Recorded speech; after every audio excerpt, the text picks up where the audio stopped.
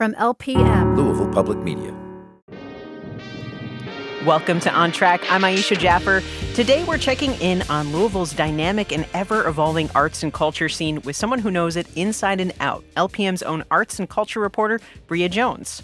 Born and raised right here in Louisville, Breya took her passion for storytelling to DePaul University in Chicago, where she studied journalism and political science. Now back in their hometown, they've been making an impact at Louisville Public Media, covering the intersection of arts, culture, and community. Whether it's tracking the latest exhibitions, exploring the deeper stories behind artistic movements, or highlighting the people making waves in the industry, she's got her finger on the pulse of what's happening. Breya, thanks for being here. Oh my gosh, thank you for having me. That was such a nice intro. You deserve it. Being that you're from here, too, what makes you most excited about covering arts and culture in Louisville? I think that we have just such a beautifully rich arts and culture scene here, whether that be our theater scene, our music scene, our visual arts scene with so many different museums. There's just so much going on, and I love the way that those things interact sometimes with one another. It all feels very connected, where I will meet one person who might be in a completely different realm of the art scene, but they know somebody else, and so that just feels very beautiful. I feel like I'm telling the tapestry that makes I'm unweaving the tapestry that makes Louisville what it is. So because it's a tapestry, is it very collaborative then? I would say so. I think there's so many collaborations between organizations and groups all over the city and outside of the city where they work with one another and support one another. And so I oftentimes will be writing a story about a thing that's happening that I think is just one group's doing, but I find out that it's actually a collaboration between several groups. And so that is very nice to see folks working with one another and supporting one another in an environment that sometimes can probably be or feel competitive. Instead of trying to compete for what is there, they're working together to try to make something better, I would say. So how have you sort of seen this, being from Louisville, seeing the art scene evolve over time? I growing up here, I remember Actors Theater always being so big, and it's still a very big, important pillar. But I've seen a lot of community theater groups come up since then. Kentucky Shakespeare is not community theater so much, but it has, the Kentucky Shakespeare Festival has continued to be a standout every summer. We have groups like Three Witches Shakespeare that is doing queer focused Shakespeare that's very cool. And so I love to see just new organizations stepping in where they might perceive a missing space in the theater world and being well, we can fill that and figure out how to do that on our own. And so I like to see the different organizations that have popped up to fill spaces that they have seen a need for. A lot of people I talk to have also grown up here and been I grew up here and I wanted to see this type of thing, but I didn't, so I created it on my own, and that's been very nice. I love that name, the Three Witches. Is that what it was? Because I think the first theater piece I saw was about the witching tree, so I really like this witchy theme. Yes, we love our witches here. The witches tree over in Old Louisville was a big focus of Kentucky Shakespeare most recent Halloween show, and so we love our witches. I love that. Well, so how would you describe, now just focusing, we're talking about arts and culture, but how would you describe the culture part of arts and culture in Louisville?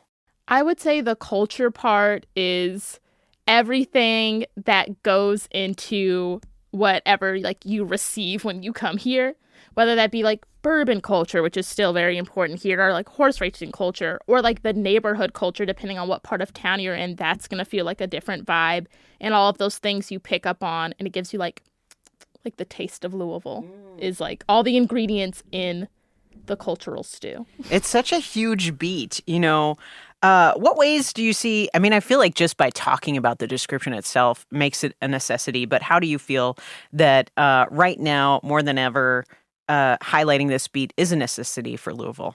I think it's twofold, where one, people need to hear good stories. A lot of coverage right now can feel very heavy to folks, and it's nice to remind people that good, fun things are happening, and that those are things that should be highlighted as well. Sometimes people are oh, I need to take a news break. But you can also just check in on good news, and then you can still feel informed and stuff, but not maybe as weighed down. I think about around Valentine's Day, I did a story about a local turtle who is in need of a bigger habitat, and the organization that takes care of him was offering people a chance to donate $10, and they could name a roach, and then they would send a video of Francis, this turtle, eating it. And that got a really good response from folks being this was just a really funny, happy story that I really needed right now. And so that's one part of it.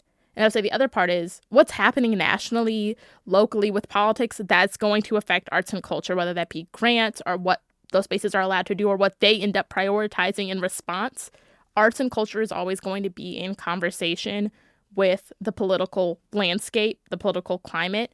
And so those things are going to be impacted, and you can't separate the two from each other. Yeah. And so I have to also remind people hey, I know that this isn't maybe the most clear direction, but politically, arts and culture scenes are being impacted by what's going on. Absolutely. And I kind of want to dive into that because on the federal level, I'm curious how Louisville's arts organizations, especially those serving underserved communities, are responding to these federal policy changes under President Trump, like the elimination of the National Endowment for the Arts Challenge America grant, which focuses on, small arts businesses, and the restrictions on DEI programs. Are there conversations happening locally about the impact and how artists might adapt to that? For sure. I think we're already starting to see some protests pop up from artists nationally about the changes to the NEA and the potential even less funding coming from the NEA. I know that our colleague here, Giselle, recently did a story talking about how the Americana Center, which services underserved communities, especially immigrant communities, is facing closure because of lack of funding. And they're a former Challenge America recipient. And so we already are seeing how those policies are directly impacting Louisvillians and the resources, whether that be concrete resources or art resources that they've been used to having, how those are already being threatened. Yeah. And those are entities that have been around for a long time, too, huge staples in the community. Absolutely. And so and people care about those places and they don't want to see them go. And so I do think there'll be a rallying around. I think that is something that the arts community in Louisville is very good at, and the cultural community is things that they care about, things that they are important to other people. They will rally around to support those organizations in any way that they can. And so hopefully that will be the response that we see, is not one of despair, which it is fair to feel sad during times like these when you're losing things that you care about, but also using that to build with one another and support one another, as we've already seen this community do so many times. Have you seen anything recently of rallying around and sort of fighting these things that might be taken out of our community? Well, with the Americana Center in particular, I've seen so many of my contacts in the arts community posting about supporting them, even if it doesn't seem like they have the most direct link to the Americana Center. They're this is an important space and we have to keep it alive. And I think as we go forward, we will see more of that happening. This is a bit different, but with the floods that came through eastern Kentucky earlier this year, there was a benefit concert set up at a local Louisville venue soon after, the week after those floods happened,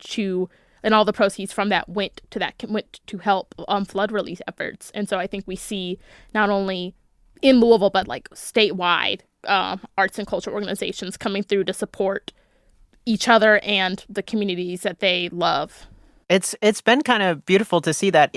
I've been targeted, on social media and seeing other people, advocates in the arts, making T-shirts and things, all to, support the community, those who are affected by the floods and any issue that comes through. I think it was a T-shirt that was think about your friends in Kentucky, which I thought was really beautiful. It's really cool to see that. Well, we're talking about the federal government, but I kind of want to look at locally what's been happening. I know in 2023, the Louisville Metro Office of Arts and Creative Industries was established to manage the city's public art program and promote arts and culture here. Since its inception, have you noticed a greater investment in the local art scene, whether through funding, visibility, or community engagement? I know that they are doing some talks here recently about doing a comprehensive art plan, arts and culture plan. And so I think once that is more solidified, we'll get a better idea of what the city's seeing for the arts going forward. But that is a big step, that they are updating our comprehensive arts plan for the city that hasn't been updated for, I think, 10 years, maybe. But that's nice. And they've been reaching out to the arts community to try to get feedback. I think it's so important. We have so much beautiful public art here in the city, and I know that they're trying to get a better established catalog of those things and making sure that we upkeep those items, because there are things that people who grew up here, who maybe have visited here, know those pieces of public art, and they want them to be maintained and stay nice. And so hopefully as that organization, as that office gets more support underneath it and gets more established, we'll continue to see those efforts from the city get poured back into it.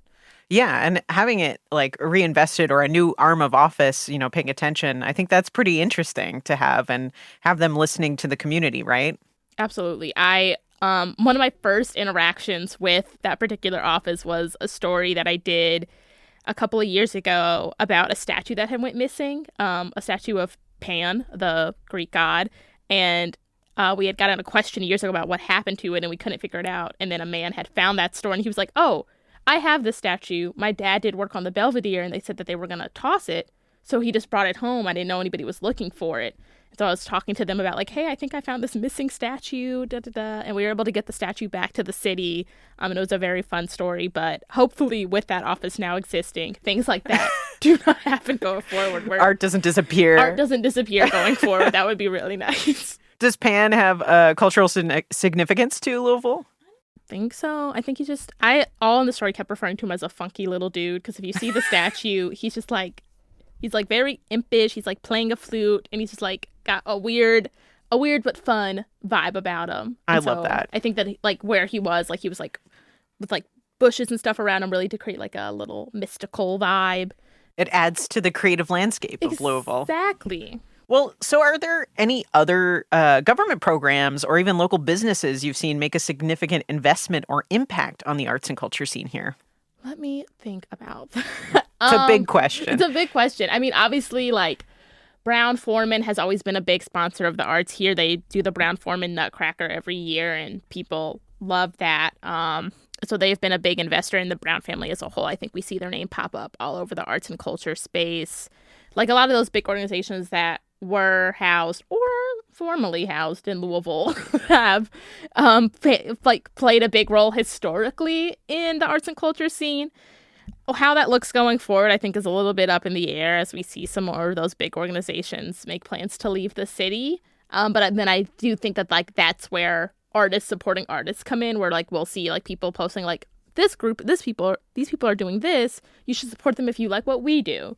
And I think that will be a lot more present going forward as some of those corporate sponsorships become a little less assured. As I assume you're alluding to, for many years, Humana and the Humana Festival of New American Plays had a significant impact, not just locally, but on an international scale, shaping and elevating Louisville's thriving arts scene here. Since the final festival in 2021, has anything taken its place, or are there any talks of anything taking its place in the theater scene? There are no talks of anything, at least from Actors Theater, taking that place. But the Untitled Theater Company, which is started up by theater people here in Louisville, is trying to create a space where contemporary works are being shown. They just recently did a production of Do You Feel Anger, which originally premiered at the Humana Festival a few years ago, and they brought it back to Louisville the Louisville area. They were in southern Indiana for the first time since that debut here. And from talking to people behind it, I think that they are trying to fill in what they see as a gap in contemporary plays available for audiences here.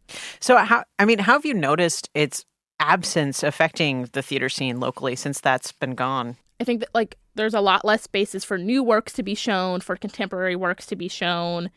And I would say that's the biggest impact. We have folks like Kentucky Shakespeare doing the classics. Actors Theater is still doing a lot of the work that they were already doing, but I would say is the biggest gap that I've seen is there's just not a space for new works to be displayed and get out to audiences.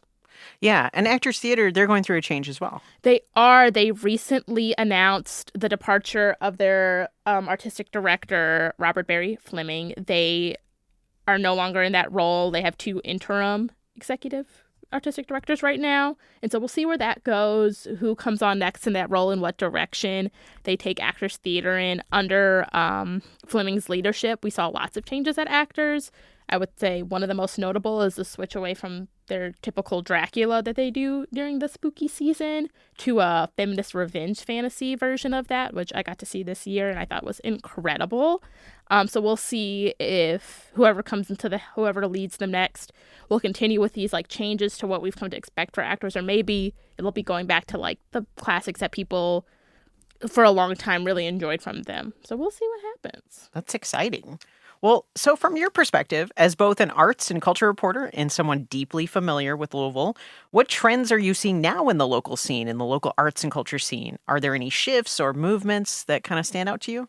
I think live music is really making a comeback, from what I understand. Live music used to be very big here, and I don't think that that's been as prominent, especially with COVID. It was hard to like get venues. I think that probably really had a huge impact on folks. But I think with Waterfront Wednesday, Bourbon and Beyond, Poor Castle, if Jack Harlow does Gazebo Festival again, Louder Than Life, we are seeing so many music festivals and like outdoor music events pop up. And I know that there's been a lot of shows going on at local venues, whether that be like Whirling Tiger, No Ray Bar, Z Bar. There's been a really big investment. Portal, which has opened fairly recently, has been doing lots of live music performances. One of my younger brothers is in the music scene here, and so he has been really like an eye-opener for me about like what's going on within the Louisville music scene, and I think that we're seeing like a reinvestment in that community.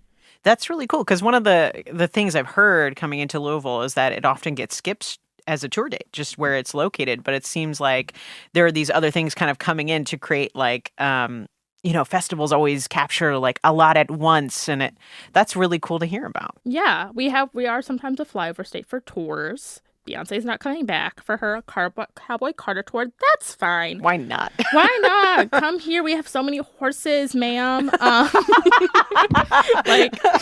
why not come here?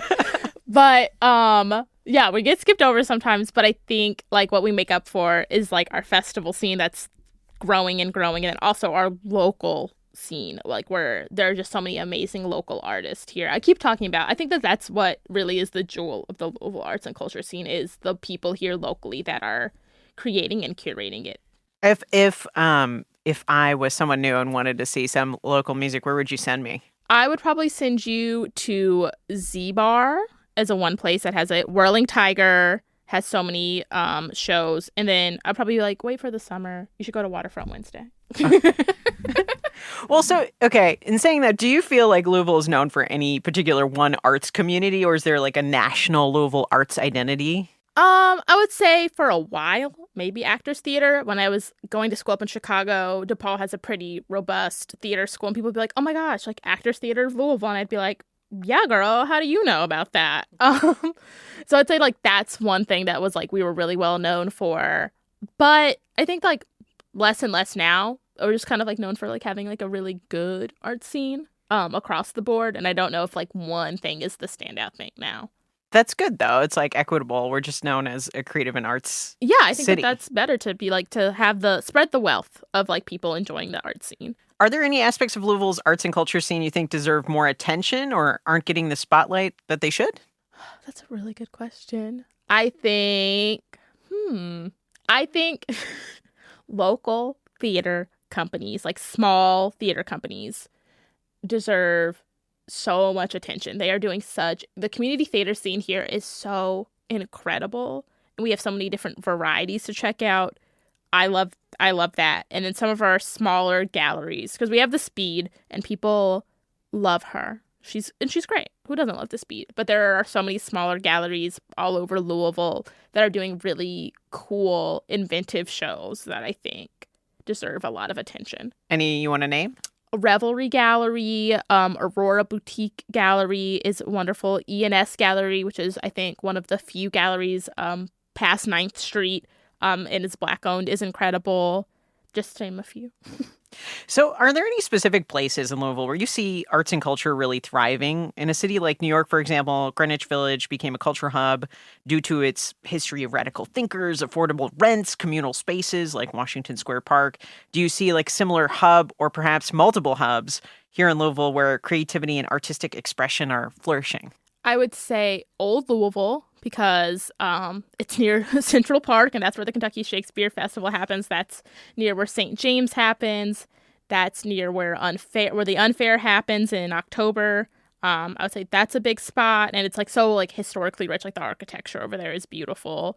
Nulu, not Nulu in Old Louisville. That's funny. Nulu is like starting up. I remember like growing up here, like in high school, Nulu was just becoming a thing. And then when I came back from college, everybody was like, oh, Nulu. And I was like, this is crazy, guys.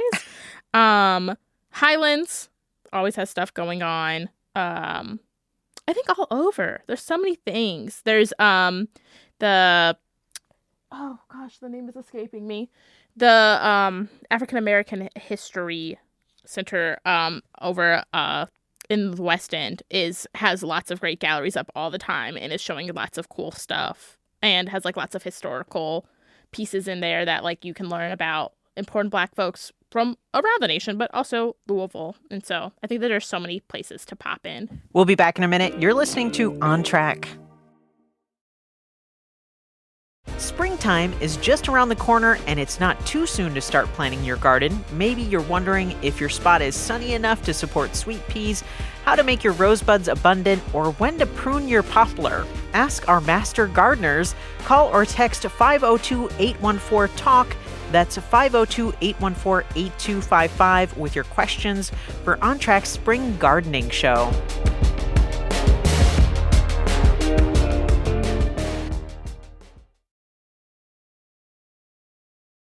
You're listening to On Track, and we're checking with LPM's arts and culture reporter, Breya Jones, for the latest updates on Louisville's vibrant arts and culture scene. And you had the name of that center you're trying to talk about. Yes, the Kentucky Center for African American Heritage is an amazing space. They have so many important like historical references and also are supporting amazing art by Black folks here. And so I just want to shout them out for the work that they are doing. So earlier we were talking about good news and the need for good news and positive stories. And you already mentioned my favorite story recently. That was Francis, who you called a local hero, a turtle eating roaches named after exes or whoever you didn't like. Exactly. That was one of my favorite stories recently that brought me joy. Is there one that you can think of that brought you a lot of joy recently you covered? Yes. I recently did a feature about a woman named Lanisha Beasley, who is helping keep the local roller skating scene alive here in Louisville. I think in the story it was like one roll around the rink at a time. But that story was so much fun because I got to highlight somebody in our community who's doing amazing work. I got to talk to people who appreciate her. And I think that that's nice to for someone to be able to hear that people see their work. And the roller skating scene here is something that has been so important to Black folks in particular. We had places like Broadway Roller Rink and Fountain Ferry that were meeting spaces for Black folks when maybe they couldn't go other spaces.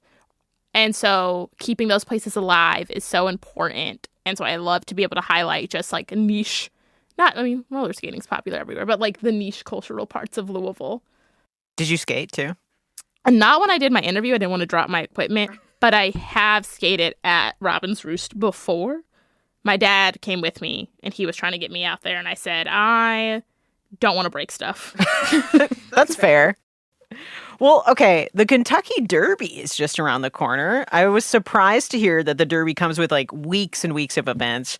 Do you have any news or announcements that you can share of some of the upcoming happenings? Absolutely. She is upon us. So Derby in my head kicks off with Thunder over Louisville, which, Aisha, I know that you were like, what are you all talking about?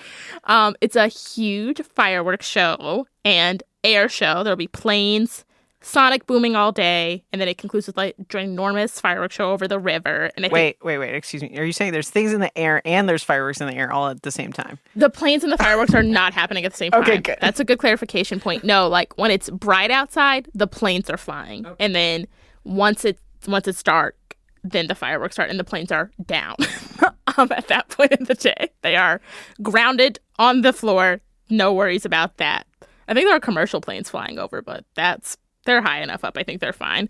But that's in my head what kicks off the Kentucky Derby Festival, which is a multi-week celebration. I would say that's what's for the people who live here, because oftentimes people can't go to the Derby. It's expensive. It's not really for the people who live here. But the Kentucky Derby Festival itself is for us. There's a bunch of other races that are celebrating the Derby. So there's a steamboat race, a hot air balloon race. You can check out so many fun things. Chow wagon, for those that, know that. You go get some grub down by the river. And there's it is one of my favorite times of year. I know it's a lot. and there's so much happening. But I do think it is one of my favorite times of the year here. Is there anything new coming up on the Derby this year that you know of? I don't know about anything new coming up. I think they are extending the Kentucky Derby Festival by a week. I think that Thunder is happening a week earlier than it typically does. So we'll see. I'm sure they'll pack in some new events. Aisha, you have to go to the bed race. Okay. Were you coming with me then? Yeah, I'll go with you. Okay. It's like a big LPM thing. We all go to the bed race together where they like put beds on wheels and then they run around a track. That sounds wonderful. So, were there any other big events, festivals, concerts, touring acts, other things coming to Louisville this year we should pay attention to? Keep a lookout for Labor Day weekend. That's when we have our big back-to-back music festival weekend with Louder Than Life and Bourbon and Beyond, which they've already announced some. They've already announced the acts for both, I think. Waterfront Wednesday will be back very soon for those who love that from us. Derby, and just so many other things that are going to be popping up throughout the year that I probably have not even been put on my radar yet, but I'm sure will be an absolutely spectacular time. The Kentucky Shakespeare Festival announced their lineup for this summer recently. I know that Hamlet's going to be there, Much Ado About Nothing, and then one other that was new to me that I had not heard of will also be there. So, yeah, it'll be a fun time. Is there one specific thing you're most excited about? Probably the Kentucky Shakespeare Festival. I love going to Central Park. I love the pauses for plane noises that they have to do since we're outside. That's probably the thing I'm most excited about. And Derby, because it's just like a jazzy time of year. The whole city is riled up and excited to welcome people. It's mysterious and exciting that there's going to be an extra week. So I feel like we're going to discover something. You're going to know first, right? Hopefully. Well, and because I think you're going to know first, how can listeners keep their finger on the pulse with what's happening through the arts and culture lens in their own town? You can go to lpm.org, click that arts and culture tab, and there will be a plethora of stories from not only me, but people in our KPR network that are doing cool stories. You can find me on Blue Sky, Breya K. Jones, at the little, and then with all the Blue Sky handle stuff that I don't remember right now.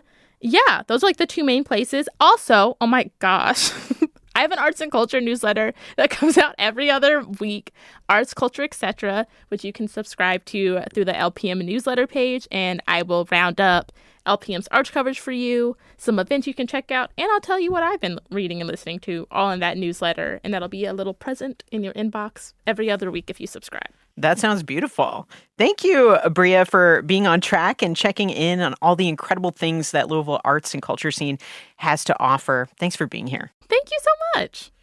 Breya Jones is LPM's arts and culture reporter. Louisville is their hometown. When not reporting, they can be found stocking their desk, snack drawer, knitting, and most likely of all, watching Bob's Burgers. On Track is a production of Louisville Public Media. The On Track production team includes Michelle Tyreen Johnson, Jacob Munoz, Alex Biscardi, and Laura Ellis.